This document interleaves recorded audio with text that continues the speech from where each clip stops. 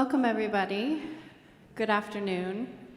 Welcome to the third Inspirations session entitled What is Racial and Gender Justice in Comparative and International Education? This conversation has been organized by the Gender Justice SIG in collaboration with the Gender and Education Committee. Thanks to all who took part in planning, especially to Christine Minwo-Tipka, Catherine Magno, Esther Gottlieb, Carly Mannion, June Lee, and the co-directors of the Gender Justice SIG. My name is Rachel Silver. I'm an assistant professor of education at York University in Toronto and co-chair of the Gender Justice SIG. My co-moderator and organizer, Dr. Karishma Desai, also a co-chair, will unfortunately not be able to join us today, given a recent significant tragedy in her family. She has, however, been instrumental in shaping the event's vision and organization. So before we dive into discussion, I want to very briefly introduce why Karishma and I wanted to have this conversation. Until recently, there has been insufficient attention to race and racism within CIE as a field and CIES as a society, even while the field of development is steeped in a legacy of racism, what Sriprakash, Tickley, and Walker call the erasure of racism. Efforts in the past few years, including several review essays, the co-edited special issue of CER entitled Black Lives Matter and Global Struggles for Racial Justice, and a burgeoning body of empirical work have begun to mitigate this erasure, exploring how anti-Blackness articulates with other forms of domination, and what racial justice in and beyond education must entail. At the same time, there's a long history of thinking about gender and gender justice within comparative education. We see this in the highly active Gender and Education Committee, in the recent creation of a new Gender Justice SIG, and in robust scholarly and activist engagement. Yet as recent analyses of gendered experiences in CIES, such as the CER piece by Anderson et al. Demonstrate, there is an absence of meaningful attention to the intersections of gender and other regimes of inequality, including race. Moreover, we see further opportunity to align scholarship and practice with global feminist movements and gender theory. Global feminist activism encourages a disruptive, transnational, intersectional, and multifaceted approach towards gender justice coalition building. It makes room for new theorizing of gendered citizenship and belonging, and new imaginings of what it means to be human in a time of climate crisis. This inspiration session offers an opportunity to align scholarship and practice with global feminist movements and gender theory. It seeks to more directly engage with the nexus of race, gender, and power within our society and our field. It invites us to think together with our esteemed panelists about what race and gender justice means. And it's the start of an exciting day of gender-focused programming organized with the GEC. So we're absolutely delighted to have three incredible inspirers here this afternoon, whom I'll briefly introduce before kicking off conversation.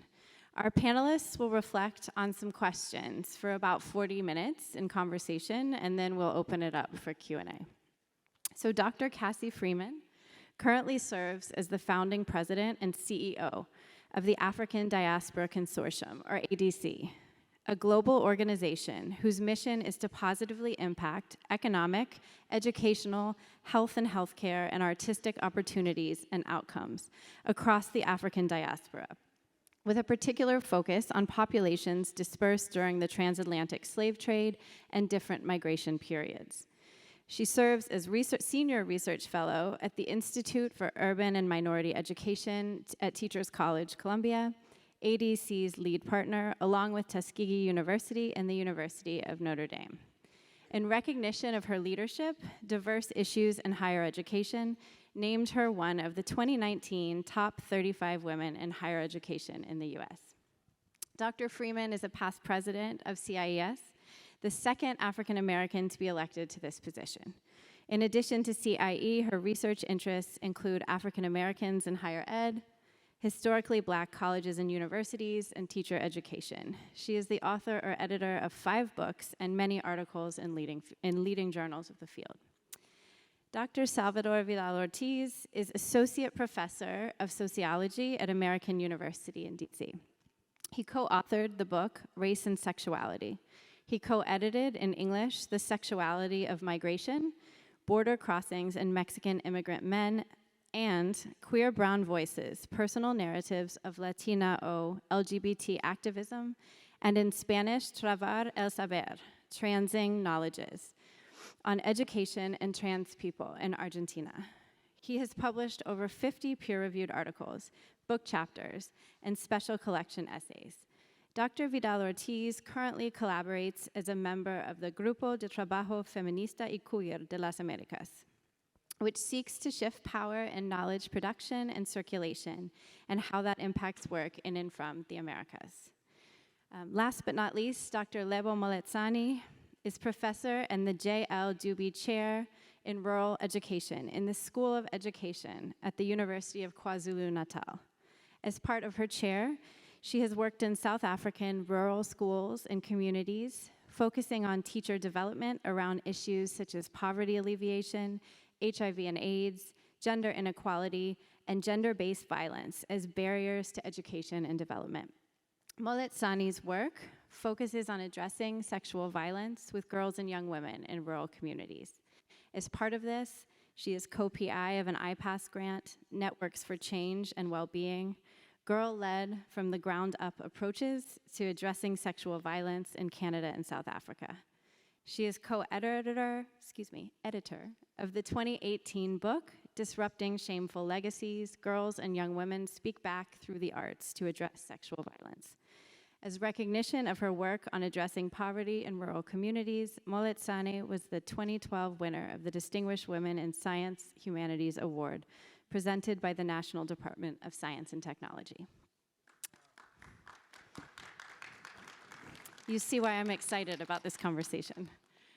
So let's go ahead and dive in, and we're going to do so by, I'm gonna ask a common question of all 3 panelists, and that is, broadly, how do you define gender justice, or what does it mean to you? And as you think to answer, or you think about this question, you can think about how your understanding of gender justice emerged or shifted over time, and what the relationship is between your understanding of gender justice and your scholarship, practice, and activism.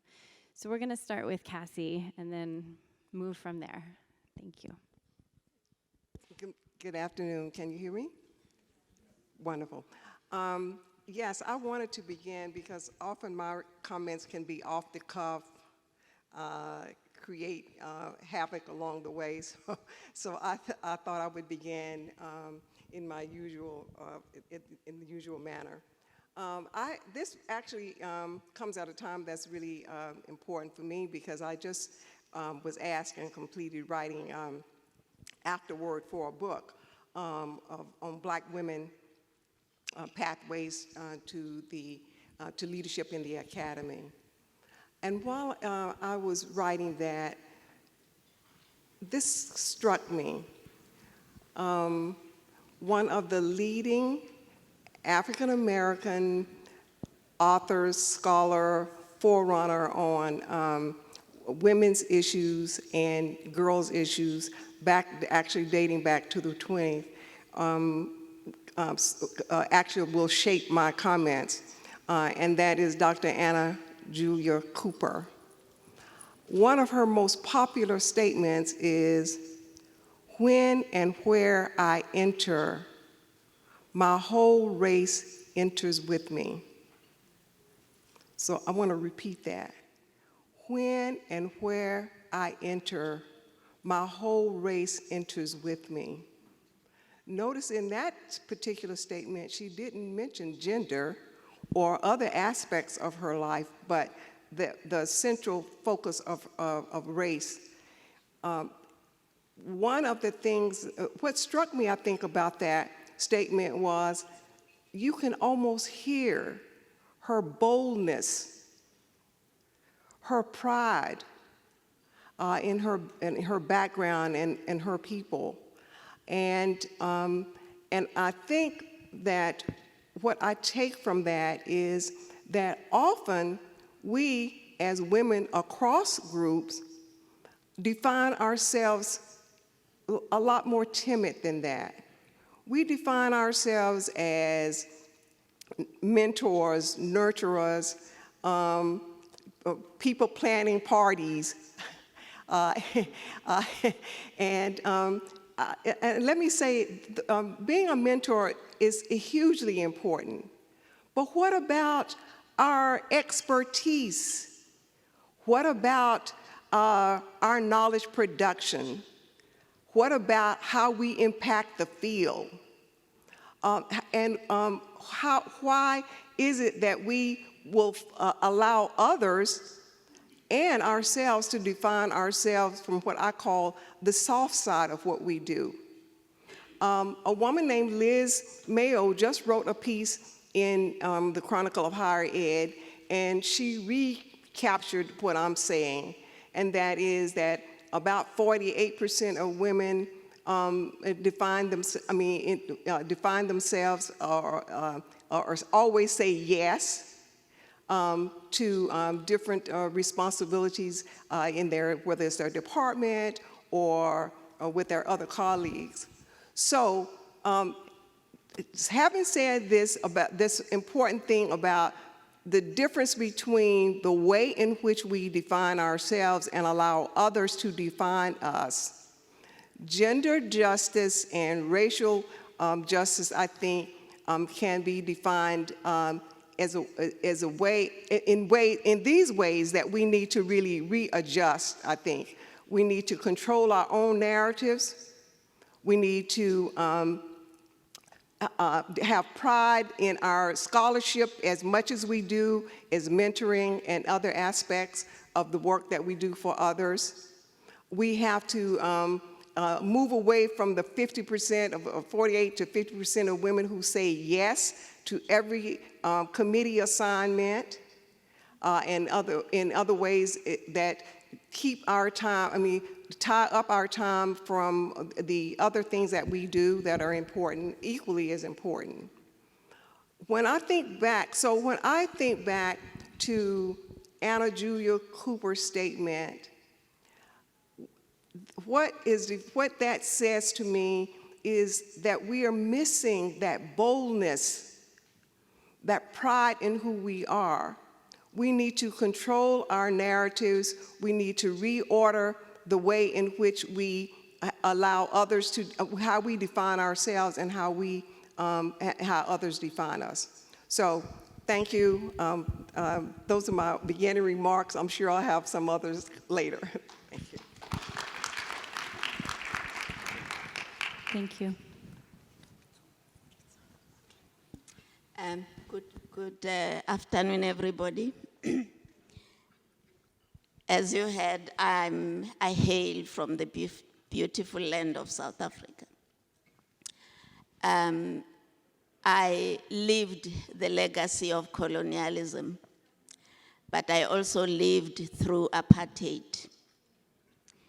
These two systems bestowed on our people gender regimes.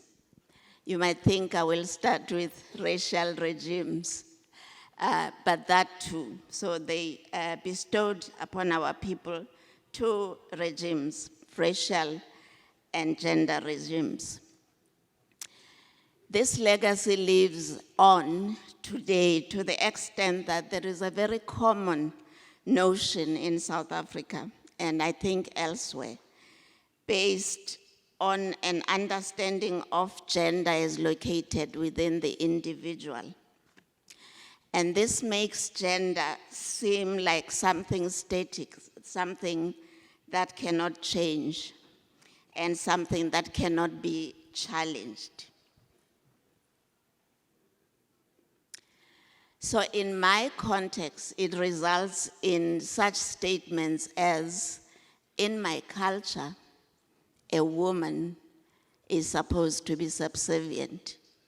In my culture, a black woman is supposed to be subservient.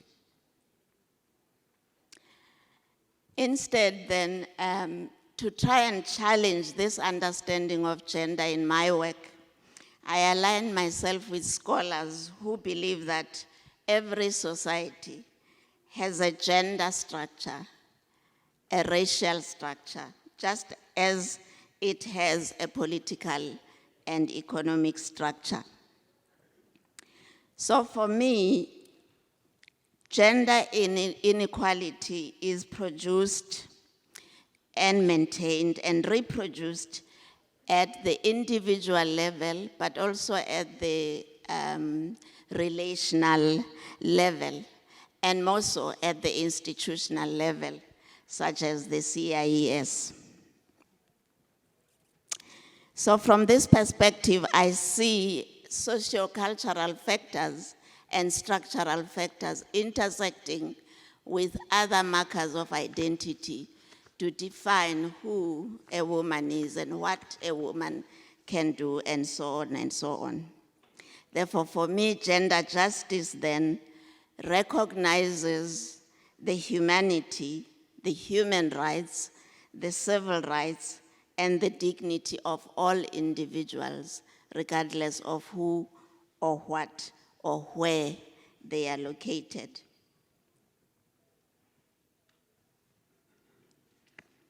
So speaking as a woman identifying person who lives in South Africa, I want to own that. A country recognized as the most unsafe for women and girls. This can only be possible when dignity and safety can be assured for all in families, in communities, and in institutions. Just to end, my approach to my work is therefore informed by my awareness, aligning to what you just said, that it is the people who experience the issues that we do research upon who are in the best position to inform knowledge generation and knowledge use about those issues. So such research will involve members of the marginalized groups in the co-creation of such knowledge and a critical examination of the world around them with the purpose of taking action against it. So if our choices and actions as individuals are externally maintained or managed by social structures, by political structures, what happens? What if we believe that men and women are fundamentally different, or that black, brown, and white people are different? How are the lives, choices, and options of these different groups differently affected? How do these influences show up in real life in our families and communities and institutions such as the CIES? Thank you.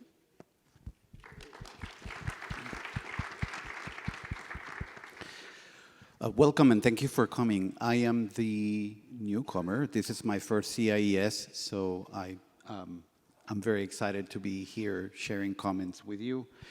I took down the questions kind of like a new student, and so I may have soundbite terms that should be helpful to some of you, and if not, they will inspire debate. But I was thinking about the question of how I define gender justice, and I kept thinking of three things: bodily autonomy,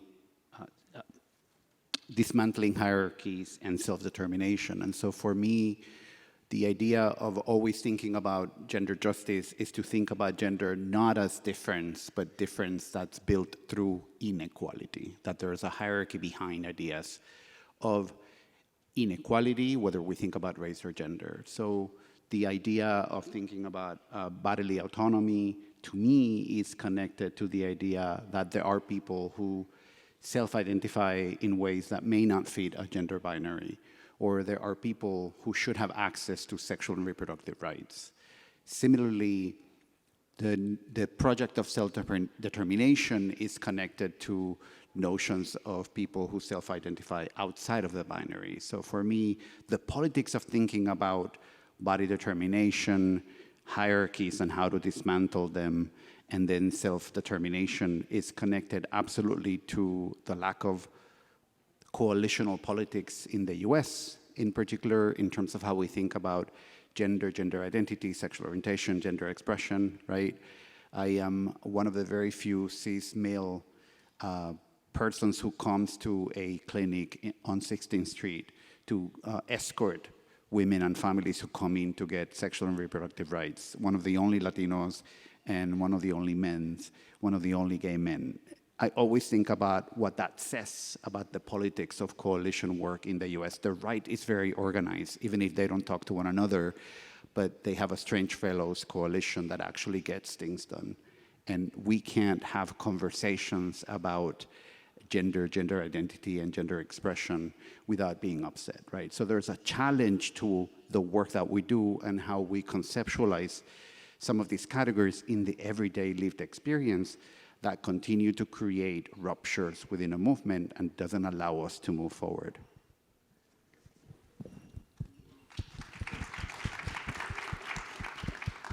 Thank you each so much. I think together we've built a pretty robust definition of gender justice with really interesting overlaps from your distinct vantage points and experiences, particularly around the politics of knowledge production, the politics of coalition, the politics of bodily autonomy, the control of narratives, and the idea of boldness. So I'm actually going to ask Salvador to lead this next question, which builds off of and emerged in some of the previous answers. And that's how or to what extent does race and or ethnicity play into your understanding of gender justice?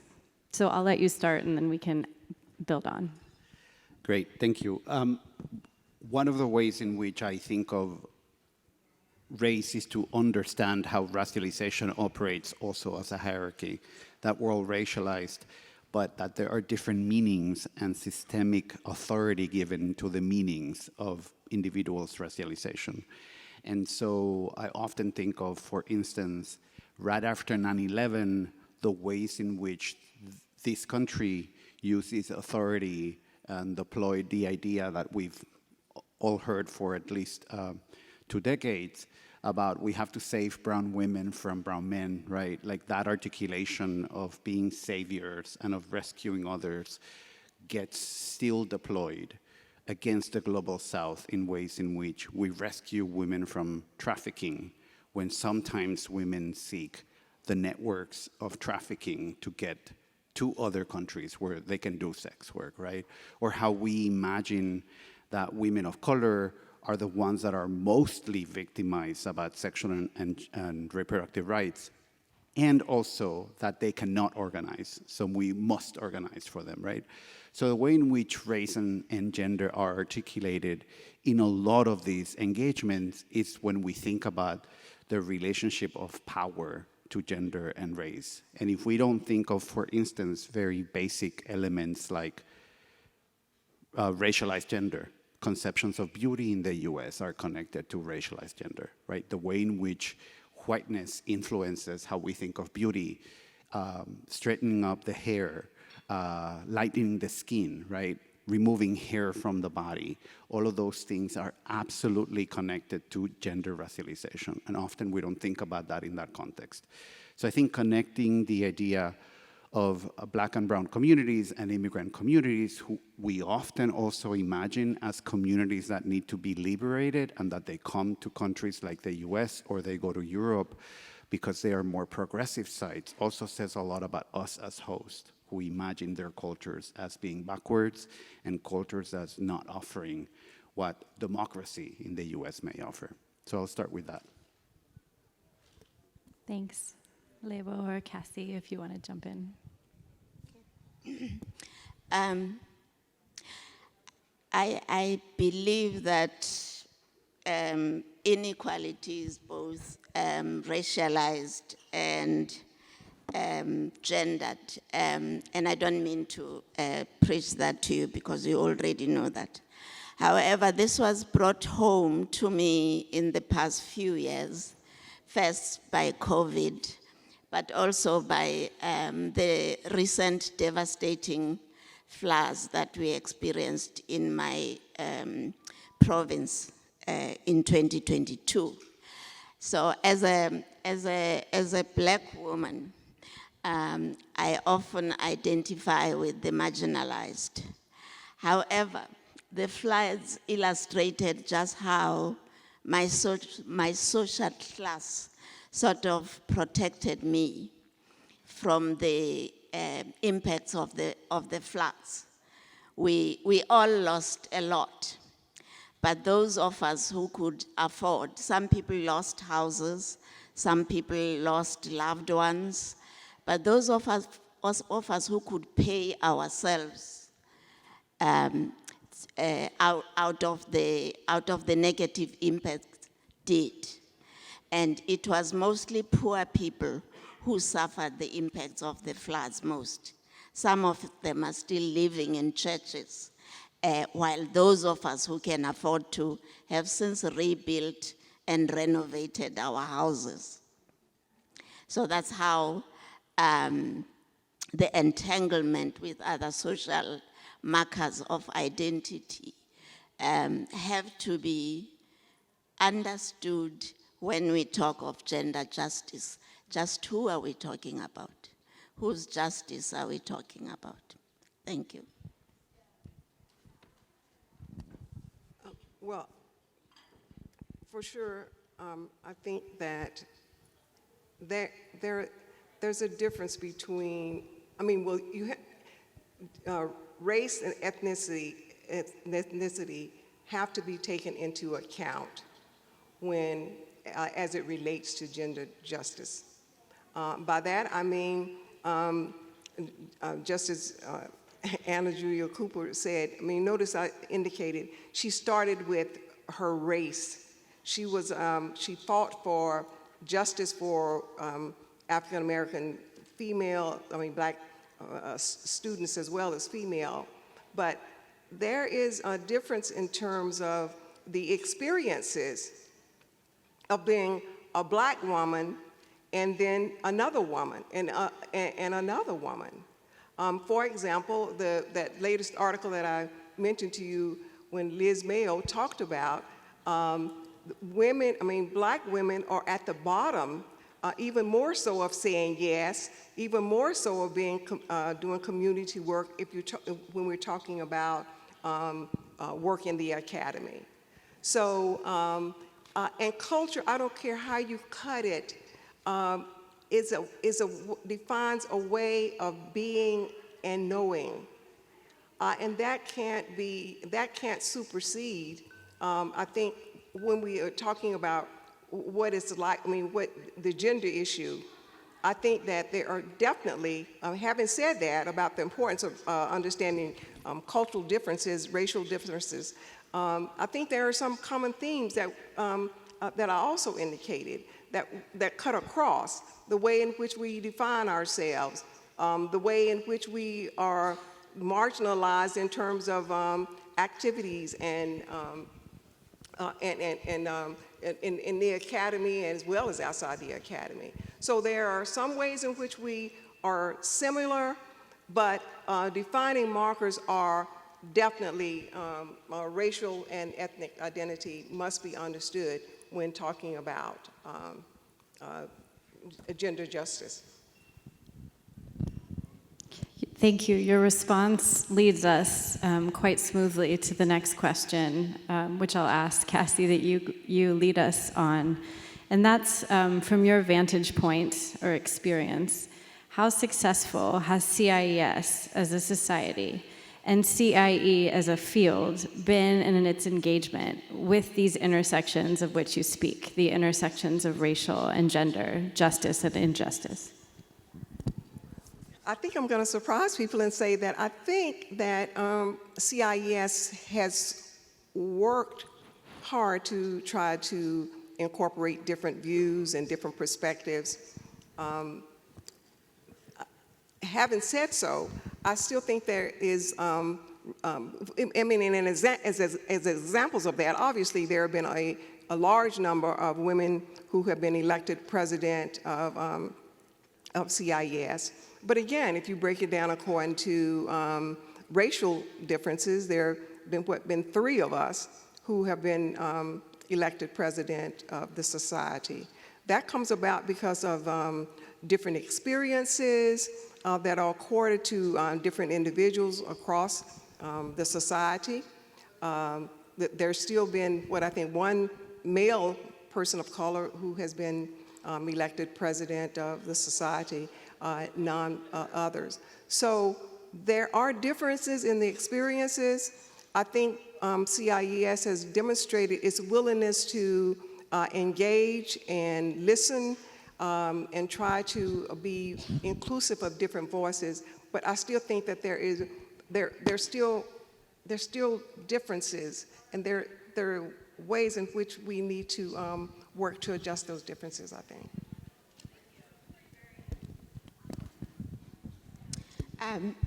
I am relatively new to CIES, so I won't comment much on that. However, I can maybe say a little bit about what I see as knowledge generation and knowledge communication. I think there has been some exciting work done in the name of CIE. A lot of scholarship emerging from such work, a lot of innovative methodologies being used. However, I think that we're still missing the answer to the question, what does our knowing does and for who benefits from this work. So for me, I don't see a very visible impact on the ground, especially in the communities that are often the subjects of our research.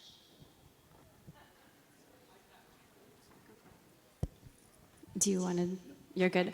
I'm curious, Lebo, about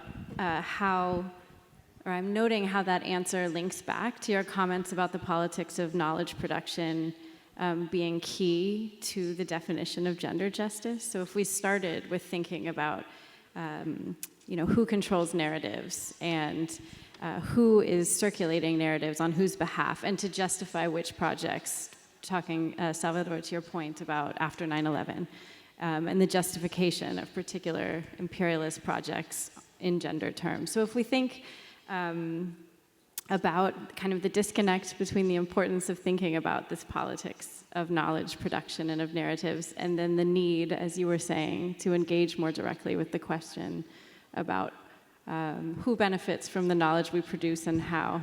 I'm wondering if others have thoughts on this, and we will have an opportunity to open it to the audience in a little bit.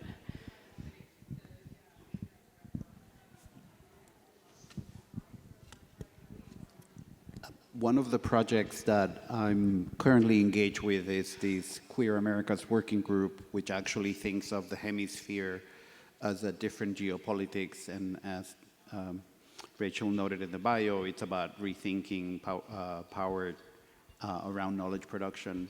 And to me, it's important to think about, for instance, a racialized category that is used a lot in Argentina, a travesti, who's a trans woman, but she's not a transvestite in that sexological term in which we think of a classed and race or racialized trans woman who understands her embodiment in very different ways than the global trans category, right? So can we create spaces and generate resources so that she gets to speak her truth, as opposed to us as scholars and intermediaries sort of reproducing the power dynamics, right? So I think for me, one of the ways of thinking about it is in relationship to what am I willing to relinquish? What are we willing to relinquish?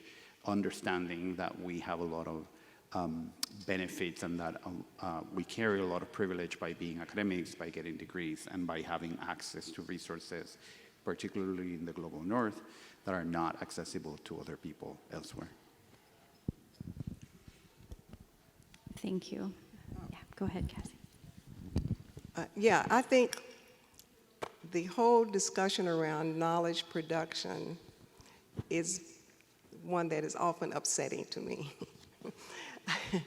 Partly because you would not imagine, but it's still the case, that people outside as an example, African descendants research is more valuable if it's produced outside of the culture and heritage. How can that be? And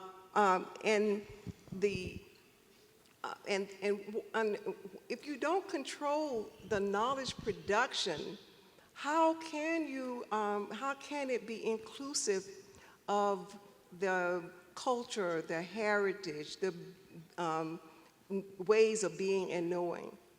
But I do want to step back again and say, I'm really grateful to see that CER had a call for, probably for the first time in a very long time, for special issues around Black issues.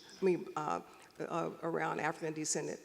So I think there's some movement, but until there is a recognition that the narratives certainly need to have a voice from the community itself, that needs to be valued at least equally, if not more, than knowledge that's produced outside.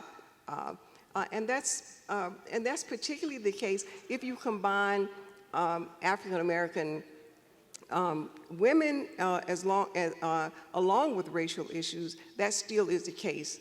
The narratives are valued when they're produced outside, and that's problematic. Just to illustrate, a few years ago, a colleague at the university in Chile, working for an organization called ESEO, conducted a study on who does what research on who, and particularly focusing on research on gender and sexuality. And her findings showed that about maybe 85% of published articles in gender and sexuality are authored by global North scholars. But looking into the content of the research and the subjects and objects of that research, much of it was global South women, Black women in particular, were subjects of that research.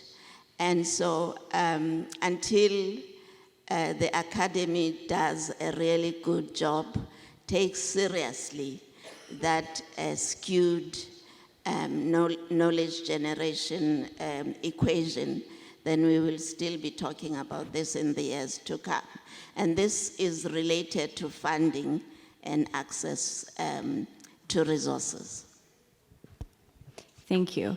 It reminds me, I recently read something from Carleton University that similarly analyzed knowledge production in the field of refugee and forced migration studies. And the finding was that 95% of work in a set of key journals came from non-refugee scholars from the global north. And so similar questions about resourcing and power emerge. So that leads us to thinking forward and wondering sort of, and I'll start with you, Lebo, what are the things we need to think about, and you've mentioned some already, in seriously considering the intersections of racial and gender justice? And that can be within the society, within the field of study, et cetera. And you mentioned resourcing and knowledge production, and so feel free to build on that or move in other directions. I want to continue in the same line that I've started. And to do so, against my better judgment, I begin with Foucault.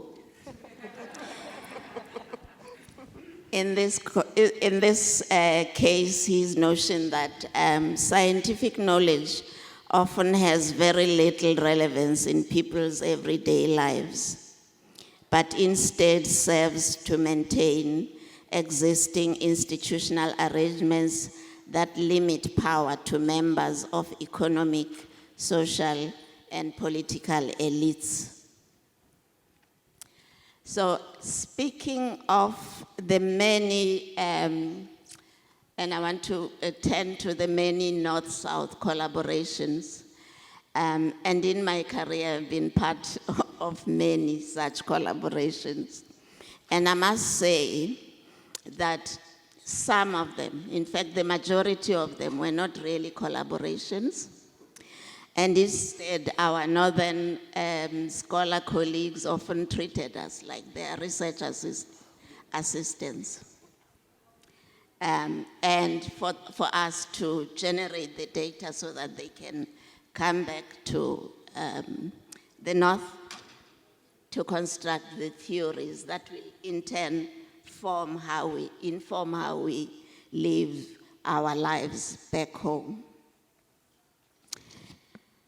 The Comaroves, I don't know whether I can still quote the Comaroves, but they did do some good work. Once wrote that the global south has become shorthand for the world of non-European post-colonial peoples. It is that half of the world which the global north, or about which the global north spins theories. Rarely is it seen as a source of theory and explanation for the world historical events. So my point to CIES would be for the organization to seriously consider a number of questions, and in the interest of time, I want to highlight just two.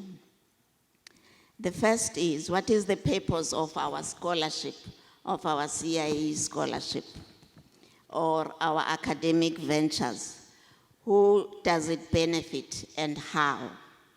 Just as an example, there is an international school, American international school in Durban that often hosts undergraduate students for a semester or so in Durban.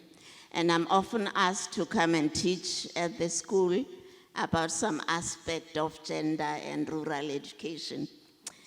And I will spin my spin, and the little ones would be looking at me. And at the end, the first question they ask will be, "Ma'am, I'm going to be doing a feminist day next week. How do you think I should help?" And my answer to them often is, please don't help. Do not help. Just go there and do what you are supposed to do and go back home. And that sounds harsh, but I'm often pointing to the desire or to the approach that African families and African communities are waiting for somebody from the north to come and help them. And so appealing to universities that send these students there to understand that it is not their place to help. We can help ourselves. It is, however, their place to learn from us and for us to learn from them. So that's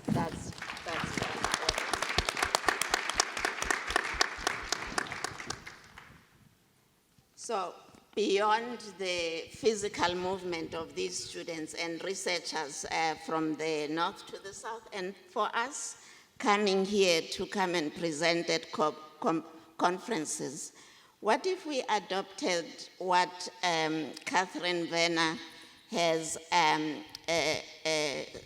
referred to as transnationalism, which encompasses communication and cultural transfer across nation states.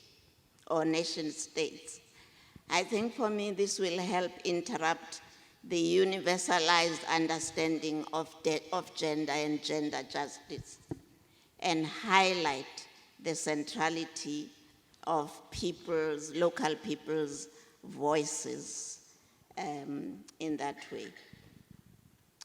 The second question I want CIES to consider is, in the context of power imbalances, what are the emerging dialogues and discourses about gender and race justice across global research, policy, and practice?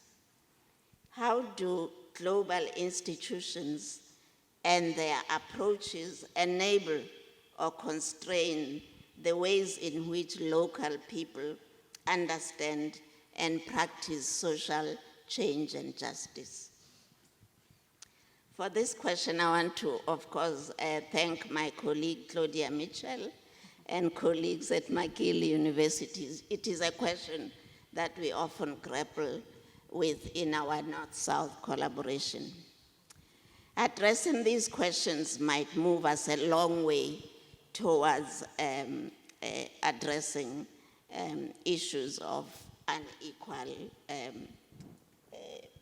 knowledge generation. And as I said, my approach to my work is informed by my awareness that people who experience the issue are in the best position to generate and inform knowledge generation. So if our choices and actions as individuals are externally maintained,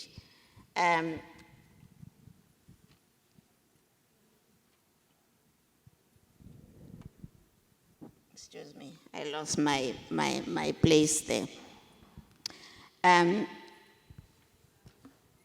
So for example, what if the global South affords the new insights that are needed to shift the power imbalances? Just what if?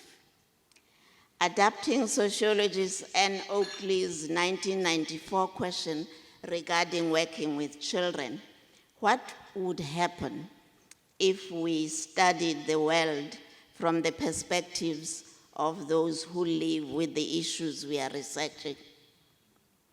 There is a real possibility, I think, that these voices of the South can start to lead to an understanding of new theoretical directions in comparative and international education.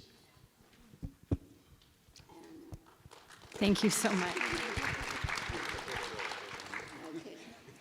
Any other thoughts from our inspirers?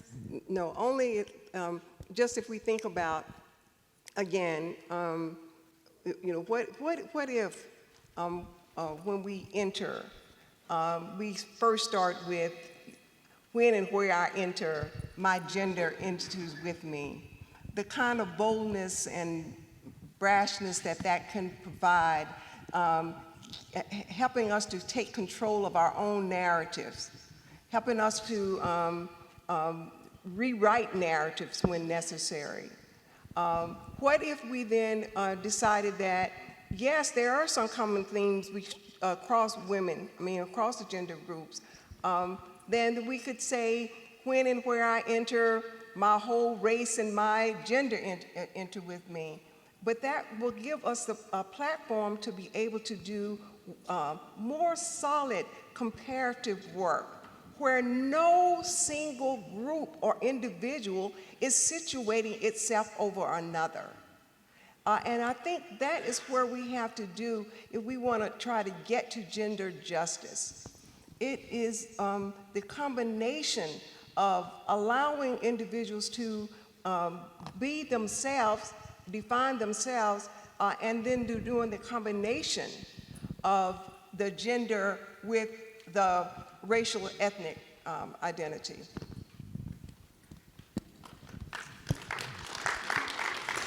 Thank you so much, everyone. And we have about 10 minutes left. So we have time to open it up to a couple of questions. I see a hand here, and we do have one microphone being passed around. I can also give you mine. Oh, here it comes. Or I can use my megaphone. Or you can use your megaphone.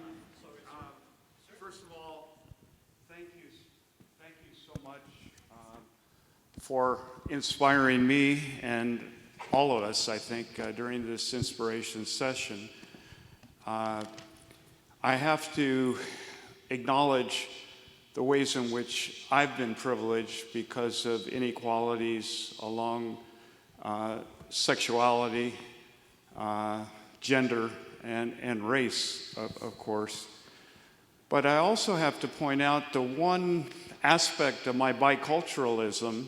Many of you know I spent a lot of time in the academy, but I also spent time working on international development, as many other people in the room.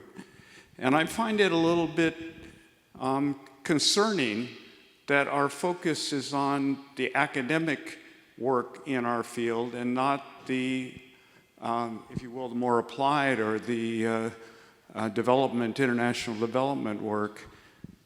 Similarly, the most recent special issue of CER, which had a very powerful introduction, but sort of forgot that there are people who do more than teach and do research in the academy, and they need to speak to. And I can certainly say that issues of racial and gender justice are big issues within international development, both within the organizations that do it, including government organizations and NGOs, but also obviously in terms of the relationships between the actors in the North who are sent to help or to help develop in the South. And I just hope in the future, maybe some of the members of the panel want to comment on how the issues they address now apply to another part of our field. Remembering that there was a huge debate for a number of years before the I got put into comparative and international education. Thank you again for the inspiration. Thank you. Does anyone want to respond before we move? I see a question over here. Anyone want to answer? We'll take another comment, and then we can use our last couple of minutes to hear from our panelists. Thank you very much for the insights. I was actually very much looking forward to this session, particularly on the comparative education, comparative and international education portion, which I didn't hear a lot about. I heard Cass's reference to the 3 black presidents, women presidents we've had, which was great, and the recent call issue on Black Lives Matter. All of it speaks to the injustice on gender and race in comparative and international education. So as comparativists, we go to different places, we compare realities, and we also carry theories and methods and concepts that are very foreign to those realities. So how does justice at the racial and gender aspect, or how should comparativists think about justice when they're dealing with these realities? Because you're carrying, let's say, it's women, so you're going to carry a feminist theory, or some other kind of theory that you think would be appropriate for women. How do those women in those communities think in terms of theory? Salvador is from Argentina. You are familiar with the Mapuche.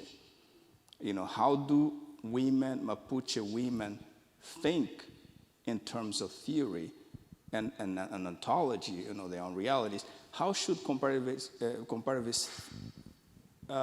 sensitize themselves about that And in their writing, their reporting, they don't extract. They don't carry on the extractivist, sorts of approaches that we've been carrying since Berry Day, since the creation of this field and all that, which is not really the creation of the field, but as we know it. Okay. So I would like, it's just a comment, but I hope some of you or maybe the audience can chime in and say something about the actual field of comparative and international education, because there's a lot to unpack in here. Thank you. Yeah, let me just briefly say that I used that as an example. The statement was made as an example, but it runs across regardless of race, ethnicity, geography, wherever you are, the importance of taking control of your own narrative, knowledge production, those things work across. And you have to remember, we work, the African diaspora works with, we never situate ourselves over another country, which is often the case. It is a multi-voice approach to the field, and that is that every decision that is made about our curricular design issues are all coming from individuals outside of the U.S. So I'm sorry that I didn't make that part clear. But thanks. So I agree with you, by the way.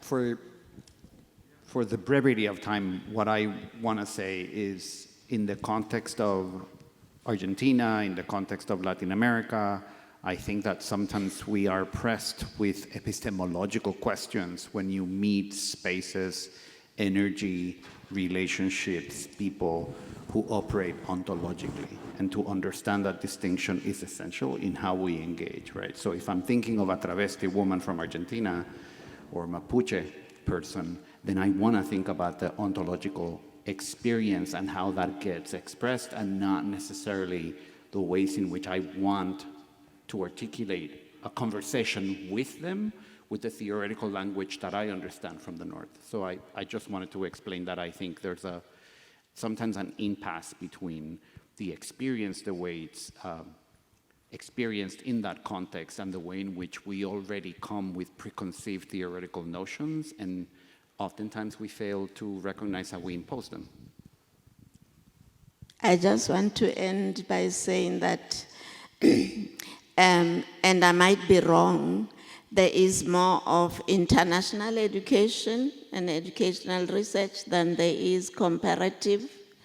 My experience and my reading has suggested that often it is not global North scholars coming to study Southern contexts and Southern people, and never the other way around, by the way. So that's the nature and the state of research. It is also what I have issue with, the approach into entering communities and institutions, and not as we here to compare, learn from each other, but I'm here, as I said, to help you. So those are my two issues with the state of things as they are. Thank you. I wish we had more time, and appreciate the comments as well as the questions coming in over the live stream. I'll look at one of the two screens on my lap and invite you to the next events today, which is the Gender and Education Committee Gender Symposium, Intersectional Policy in International Education. I don't have the entire title in front of me, but I can tell you that it is happening at 2:45 on the declaration level in Declaration A. So please do consider continuing these conversations in that space. Thank you so much to our inspirers today. It was extraordinarily generous of you in your time and in your thoughts sharing with us. And thank you to everyone for coming, and look forward to getting to continue the conversation in the hallways together.